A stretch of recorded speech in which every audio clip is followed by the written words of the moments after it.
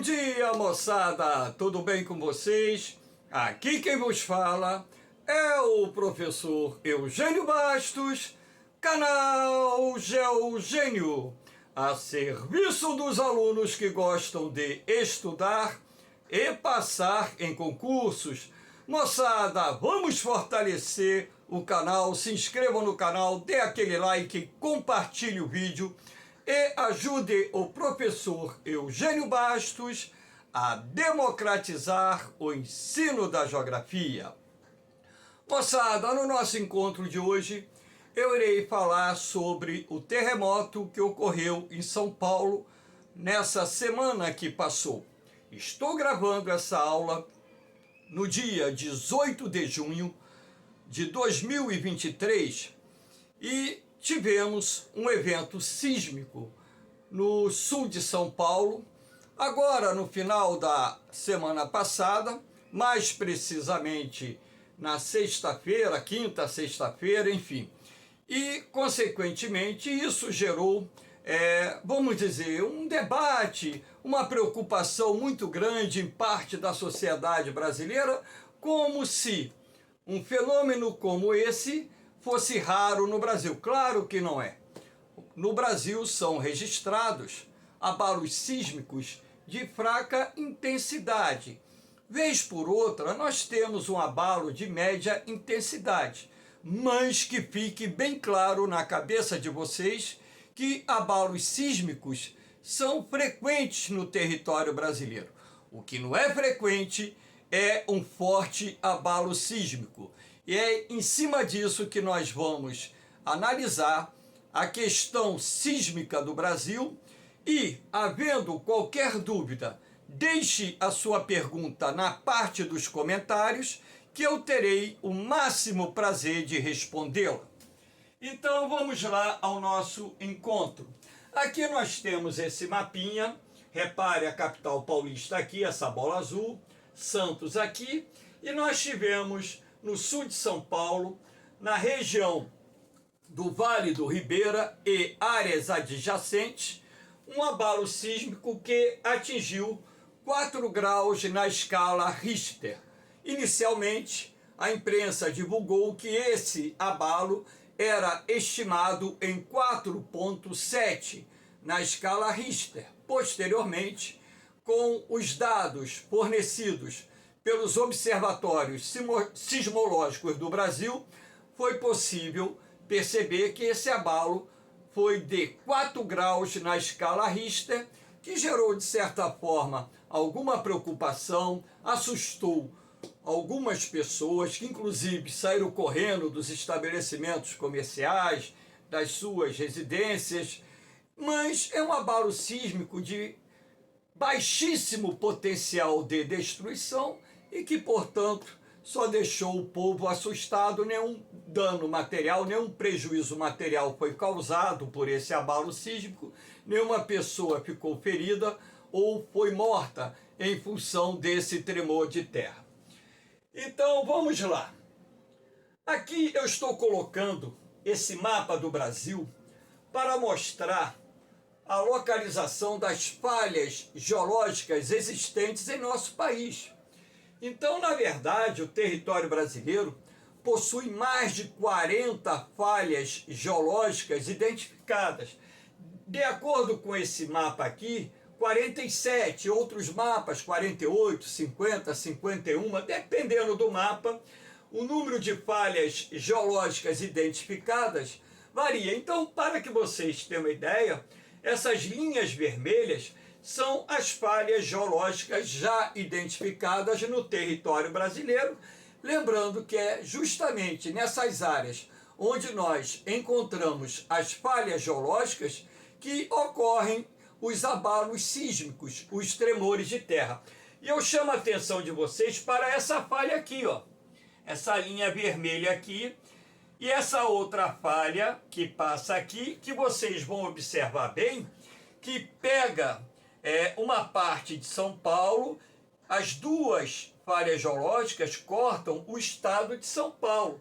Sendo assim, na verdade, esse abalo sísmico que ocorreu lá na região do Vale do Ribeira está numa das áreas do território brasileiro onde o fenômeno pode acontecer, porque, como eu disse, é justamente na região de falha geológica, ou seja, numa área em que nós encontramos falhas geológicas que ocorrem os abalos sísmicos, os tremores de terra. No caso do território brasileiro, esses abalos sísmicos são mais de acomodação, não tendo assim um poder de destruição que possa assustar ou colocar em risco a população quando um abalo desse gênero acontece numa cidade de grande porte no país. Então, na verdade, no Brasil nós temos pequenas falhas geológicas e nessas áreas onde existem as pequenas falhas geológicas, acontecem tremores de terra, abalos sísmicos, todavia de baixa magnitude. Aqui, para que vocês tenham uma melhor compreensão, por que acontecem os abalos sísmicos em nosso planeta? Bom, você tem que entender que abaixo da crosta terrestre, também chamada de litosfera, nós temos a astenosfera, onde as rochas se encontram fundidas em estado já, podemos assim dizer, pastoso, e abaixo da astenosfera nós temos o manto, onde, em razão das altas temperaturas, as rochas e minerais encontram-se em estado de fusão. Porém, em algumas áreas do manto, existem as chamadas correntes de convecção, ou seja, pontos mais aquecidos do manto, que irão permitir que o material magmático procedente das profundezas do manto emerja, ou seja, suba em direção à zona de contato com a astenosfera e crosta terrestre. Então, essas setas amarelas mostram a convecção do magma incandescente, a subida do magma incandescente a temperaturas de 2, 3 mil graus e por aí vai. Só que na medida em que esse magma vai subindo, ele vai perdendo calor, vai se resfriando um pouco e esse magma vai descer mais frio em direção exatamente àquela bolha, aquele ponto de onde partem as plumas magmáticas, ou seja, aquelas áreas em que o magma superaquecido emerge em direção à superfície do planeta, formando esse tipo de movimento giratório. Agora, o que acontece? Essa pressão que o magma exerce na crosta terrestre irá ser responsável pela movimentação das placas tectônicas, no sentido horizontal e, em alguns pontos, também provocando a ruptura da crosta terrestre, permitindo dessa forma o soerguimento de grandes blocos dessa crosta terrestre através de um processo que nós conhecemos como tectonismo de falhas ou fraturas. Então, na verdade, ao se movimentar essas placas tectônicas, em alguns pontos nós teremos zonas de grande tensão, onde a energia irá se acumular, e nesses pontos em que a energia se acumula a ponto de romper o equilíbrio existente entre as placas tectônicas e até mesmo intraplaca, nós teremos a ruptura desse equilíbrio, a energia acumulada nessas zonas de tensão será liberada e se propagará em direção à superfície do planeta através das ondas sísmicas, que irão provocar o tremor de terra na superfície. Então, é justamente um processo como esse que provoca a formação dos terremotos. Inclusive, no canal Geogênio, nós temos algumas aulas falando sobre abalos sísmicos. Então, para que vocês possam melhor entender, aqui nós temos a falha geológica e aqui nós temos dois blocos da crosta terrestre e, consequentemente, aqui você tem o ponto de ruptura do equilíbrio que existe entre esses dois blocos que separam essa placa tectônica ou duas placas tectônicas, caso venha a ser essa questão, e a partir do momento em que a energia acumulada nessa zona de atrito for suficiente para que uma placa ou ambas as placas se movimentem no sentido horizontal ou até mesmo no sentido vertical e diagonal, nós teremos essa energia sendo liberada através daquilo que nós chamamos de ondas sísmicas, representadas aqui por essas setas cinzas. E essas ondas sísmicas irão se propagar do foco que nós chamamos de hipocentro em direção ao epicentro, que é o ponto da superfície onde o tremor de terra atingiu maior magnitude. Então, aqui no caso do Brasil, como nós não temos limites de placas convergentes, não temos limites de placas transformante ou transcorrente, e muito menos limites divergentes, o que acontece? Nós temos um esquema como esse que irá explicar, né, o porquê da ocorrência de abalos sísmicos de fraca a média intensidade no território brasileiro, sendo que os abalos sísmicos de média intensidade são muito raros no país. O que prevalece disparado no Brasil são abalos sísmicos de fraca intensidade.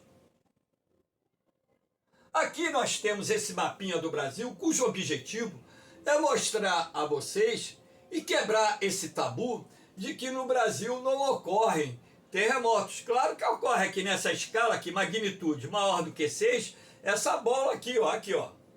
Nós temos, por exemplo, no norte do Mato Grosso, abalo sísmico de magnitude 6, que já foi registrado aqui. Então, repare que em boa parte do território brasileiro há registros de abalos sísmicos que são de fraca intensidade, predominantemente de fraca intensidade, tanto nas regiões sudeste, que inclusive é onde se concentra, através desse mapa, a maior atividade sísmica do Brasil. Repare, inclusive aqui no sul de São Paulo, repare aqui, esse ponto foi aonde ocorreu o abalo sísmico do final da semana passada, de 4 graus na escala Richter. Mas você pode ver Minas Gerais, Rio de Janeiro, a zona costeira do Sudeste, repare, Nordeste, Rio Grande do Norte, Ceará, vários pontos, Bahia, repare, região Centro-Oeste, região Norte, olha aqui o Acre. Mas o Acre é um caso à parte, porque o Acre já está bem próximo do limite da placa sul-americana. Então aqui a atividade sísmica, inclusive, pode atingir uma magnitude maior por causa da sua proximidade da extremidade ocidental da placa sul-americana, que aqui se encontra com a placa de Nazca, que é responsável por uma zona de convergência de placas tectônicas que gera uma região sísmica muito ativa na costa do Pacífico e nas áreas adjacentes. Espera aí que pulou aqui. Então, para que vocês tenham uma ideia, repare a posição do território brasileiro, esse verde aqui, esse caramelo e esse amarelo, separado aqui pela linha tracejada vermelha, é a placa sul-americana. Essa parte amarela é a placa sul-americana submersa, ou seja, coberta pelo Oceano Atlântico, e essa parte aqui é o território brasileiro, essa parte aqui, o restante da placa sul-americana. Então, como vocês podem ver, aqui, mais ou menos no meio do Atlântico, há um limite divergente, ou seja, o ponto de separação e afastamento das placas africana e sul-americana. E aqui você tem um limite convergente, que é o ponto de encontro da placa de Nazca com a placa sul-americana, aquilo que eu disse a respeito do Acre, que está próximo do limite ocidental da placa sul-americana, razão pela qual, inclusive lá no Acre, pode ocorrer abalos sísmicos de maior magnitude. Mas, como o território brasileiro ele se encontra mais ou menos no centro ou na parte central da placa sul-americana, nós consideramos essa área como região de relativa estabilidade geológica. Relativa porque é muito pouco provável que ocorra um forte abalo sísmico nessa área. É muito pouco provável, mas pode acontecer. Porém, o que mais acontece nessa área são abalos sísmicos de fraca magnitude, aqueles que muitas vezes passam até desapercebidos, mesmo quando acontecem nas cidades. Não é o caso desse abalo sísmico de 4 graus, que fez com que as coisas balançassem nos armários, nas cristaleiras, o lustre, etc. Apesar de ter sido de fraca intensidade, as filmagens que eu vi deu para perceber que as coisas estavam tremendo, balançando. Então, moçada, por que não é comum a ocorrência de forte abalo sísmico no Brasil? Porque o Brasil ocupa a porção central da placa sul-americana, que é uma área de relativa estabilidade geológica, sendo pouco provável nessa área a ocorrência de fortes abalos sísmicos. Guardem isso, porque isso já caiu 40 milhões de vezes em concursos. Aqui nós temos um outro mapa do Brasil para mostrar a vocês alguns dos mais fortes abalos sísmicos registrados no país. Aquele que eu mostrei lá no Mato Grosso, Serra do Tomador, 1955, Serra do Trombador, perdão, aqui está errado, Tomador não, Tombrador, 6,6 na escala Richter. Repare, foi o maior abalo sísmico até então registrado nesse mapa, ou até mesmo pelo homem no Brasil. Repare aqui, Vitória, no Espírito Santo, 6,3. Um abalo sísmico que, se o epicentro está próximo do hipocentro e esse epicentro se encontra na cidade de Vitória, ia causar, além de destruição, muita morte. Repare aqui outros abalos sísmicos, Pacajus, no Ceará, 5,2, Sobral, 3,9, João Câmara, lá no Rio Grande do Norte, 5,1, não é isso? Nós temos aqui Mogi Guaçu, 5,1, inclusive Mogi Guaçu foi um dos locais em que a terra tremeu nesse final de semana, 4 graus na escala Richter. Porto dos Gaúchos, 5,1, Tubarão, lá em Santa Catarina, 5,5, Plataforma, ali bem pertinho de Porto Alegre, 5 graus. Então aqui, ó, Mato Grosso do Sul, 5,4, Manaus, 5,1. Então, para que vocês tenham essa ideia, através desse mapa, que a atividade sísmica no Brasil não é incomum. O que é incomum é ocorrer um forte abalo sísmico, daqueles com poder de destruição, que causem milhares de vítimas fatais, milhares de feridos e prejuízos de centenas de milhões ou bilhões de reais.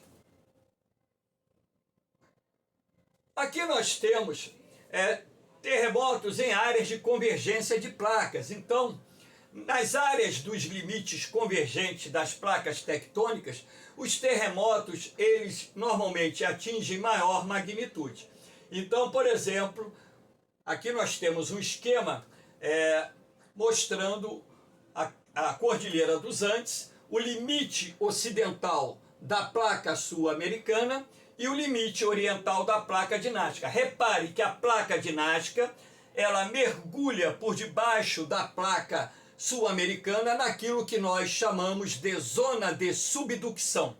E a placa sul-americana vai sobrepondo a placa de Nazca. Então, aqui nós temos a zona de atrito, que é o limite convergente das duas placas tectônicas, que se movimentam em sentido contrário. Olha aqui as setas vermelhas. Então, nesse ponto de contato, que é a zona de atrito, nós temos a acumulação de energia, e quando a energia aí acumulada é suficiente para fazer com que uma ou ambas as placas tectônicas se movimentem ou se movimentem, nós teremos a liberação dessa energia através das ondas sísmicas aqui representadas por essa cor lilás. Essas ondas sísmicas irão se propagar em direção à superfície, provocando o abalo sísmico, o terremoto, e sendo assim, dependendo da sua intensidade e de onde ocorra, caso atinja grande magnitude e o epicentro ocorra numa cidade de médio, grande porte, aí teremos uma grande quantidade de vítimas fatais. Esse tipo de terremoto é um dos mais perigosos existentes. Então, fiquem ligados, zona de convergência é uma zona propícia à ocorrência de fortes abalos sísmicos que, quando acontecem em terra, darão origem aos terremotos, quando acontecem no mar, poderão dar origem aos tsunamis ou maremotos. Aqui nós temos um outro exemplo, que são os abalos sísmicos nos limites transformantes ou transcorrentes. Nesse caso aqui, as placas elas viajam no sentido oposto, fazendo esse movimento aqui, ó. Então, na zona de atrito, nós temos a acumulação de energia, que durante anos e anos irá se acumular, e quando essa energia acumulada for suficiente para que uma ou ambas as placas se movimentem, essa energia será liberada a partir do hipocentro, que é o ponto de origem, essa bola vermelha, e se propagará em direção à superfície através das ondas sísmicas, que aqui estão representadas por essas linhas vermelhas, e atingirão a superfície. Lembrando que o ponto da superfície onde o abalo sísmico atingiu maior magnitude, nós chamamos de epicentro. Um exemplo de limite transcorrente está na falha de San Andreas, que passa pela Califórnia, então, e separa a placa norte-americana da placa do Pacífico, sendo ali uma das áreas mais propensas à ocorrência de um forte abalo sísmico. Como a falha de San Andreas passa ali nas imediações de Los Angeles, San Diego, São Francisco e outras cidades, que são grandes metrópoles norte-americanas, o risco de um forte abalo sísmico ocorrer naquela área e causar danos materiais e perdas humanas é muito grande, já ocorreu no passado, poderá ocorrer no presente e irá com certeza ocorrer no futuro. Então eu chamo a atenção de vocês que, como o Brasil não possui o seu território localizado em nenhum limite convergente e muito menos em nenhum limite transcorrente de placas tectônicas, a possibilidade de ocorrer um forte tremor de terra, um forte abalo sísmico no Brasil é muito pequena, razão pela qual fiquem tranquilos, porque a possibilidade de algum brasileiro morrer aqui no Brasil, vítima de um terremoto de forte magnitude, é próxima de zero. Eu não vou dizer zero porque para toda regra existe uma exceção. Valeu, moçada! Espero que vocês tenham gostado desse encontro. Dê aquela força no canal Geogênio, acione o sininho para receberem as notificações dos vídeos que estão sendo gravados. Hoje eu gravei também o vídeo do ciclone extratropical que causou inundações no Rio Grande do Sul, Santa Catarina, que já está disponibilizado no YouTube.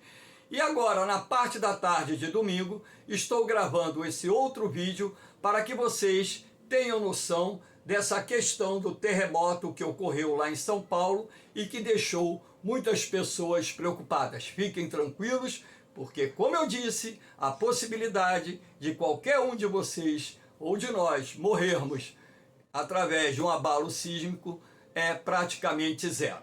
Moçada, então ajude aí o professor a divulgar o seu trabalho, porque o canal GeoGênio ele foi criado para democratizar o ensino da geografia. Valeu, moçada! Um beijão no coração de vocês, um forte abraço, fiquem com Deus, eu vou, mas eu volto, hein? Fui!